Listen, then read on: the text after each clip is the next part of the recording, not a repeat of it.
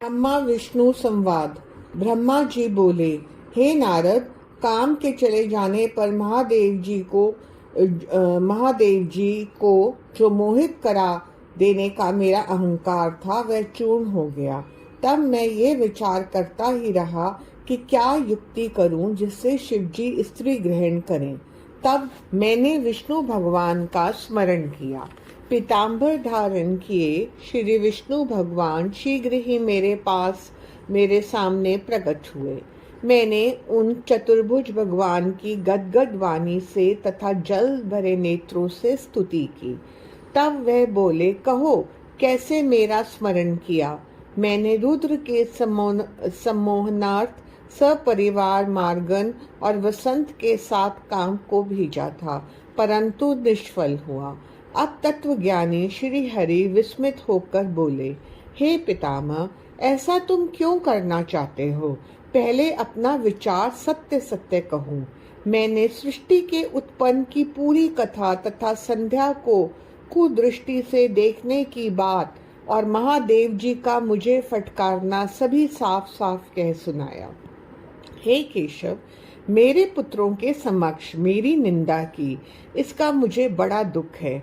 अब वे भी स्त्री ग्रहण करें तब मेरा दुख दूर हो। बस इसीलिए आपकी शरण पड़ा हूँ। हे नारद, मेरी बात सुनकर मधुसूदन श्री हरि हंसे और मुझसे बोले, हे विधे, तुम सब लोगों के कर्ता तथा वेद के जानने वाले होकर ऐसे मूढ़ क्यों हो गए? तुम रुद्र रूप शिवजी से ईर्ष्या त्याग दो। यदि तुम्हारे विचार से शिवजी को स्त्री ग्रहण करनी ही है तो पार्वती जी के उद्देश्य से शिव का स्मरण कर तप करो। अपने उद्देश्य से पार्वती जी का हृदय में ध्यान करो। यदि भगवती प्रसन्न हो जाएंगी तो तुम्हारे सब मनोरथ पूर्ण हो जाएंगे। यदि वे भगवती प्रसन्न हो जाएंगी तो अवतार लेंगी। तुम दक्ष को आज्ञा दो कि वह तप करे, जिसकी भक्ति से प्रसन्न होकर पार्वती उनके यहाँ कन्या रूप में उत्पन्न हो जावे। मैं, तुम और शिव सभी तो उन्हीं पार्वती जी के स्वरूप हैं। इस प्रकार विष्णु यह कहकर अंतर ध्यान हो गए। जगदम्बा आख्यान। ब्रह्मा जी बोले, इसके बाद मैं दुर्गा देवी का स्मरण करने लगा। प्रणाम करके उनसे प्रार्थना करने लगा, हे देवेश्वरी, मेरा कार्य करो। मेरी इस प्रकार बार बार स्तुति करने पर भगवती चामुंडा प्रकट हुई। इनकी कज्जल की सी कांति रूप सुंदर और दिव्य था। वह 4 भुजाओं वाली सिंह पर बैठी हुई वर देने के लिए हाथ में वर कलश लिए हुए थी। शरद चंद्रमा के समान कांति वाला मुख, मस्तक पर चंद्रमा, 3 नेत्र थे। उन सर्वांग रूप वाली माँ काली के चरणों के नखों की अद्भुत कांति थी। तब मैंने उन सती को प्रणाम किया और स्तुति की, हे देवी, तुम ही सनातनी शक्ति हो, तुम ही सबको बारंबार मोहित करने वाली हो और त्रिलोकी की रचना तथा संहार करने वाली हो। हे देवी, तुम गणों से परे योगियों से पूजित, उनके हृदय में वास करने वाली और ध्यान से उन योगियों के मार्ग में प्रकट हो जाने वाली हो। आपको मेरा प्रणाम है। इस प्रकार मेरी स्तुति द्वारा प्रसन्न हुई काली मुझसे बोली, हे ब्राह्मण, आपने किस लिए मेरी स्तुति की है? मुझसे शीघ्र कहो। इस पर मैंने कहा, हे सर्वज्ञ, मैं आपकी आज्ञा से कहता हूँ, मुझ पर कृपा कर सुनिए।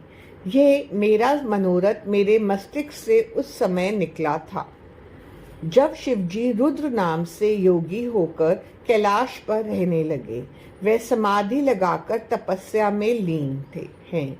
वे पत्नी विहीन होकर भी दूसरा विवाह नहीं करना चाहते। अतः जैसे भी हो आप उन्हें मोहित कीजिए। आप दक्ष कन्या बनकर उनकी पत्नी बन जाइए। जैसे आपने विष्णु जी को लक्ष्मी रूप से प्रसन्न किया है, उसी प्रकार आप शिव जी को भी प्रसन्न कीजिए। फिर स्त्री के कारण ही तो शिव ने मेरी निंदा की है।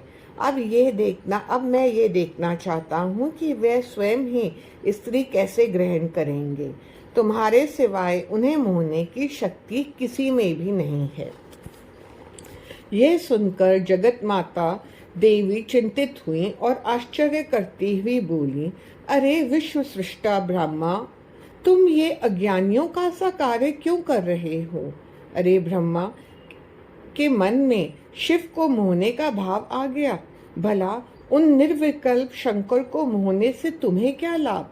मैं तो सदा उनकी वशवतरणी और दासी हूँ और उन्हें ही रुद्र रूप भक्तों के लिए धारण किया और उन्होंने ही रुद्र रूप भक्तों के लिए धारण किया है।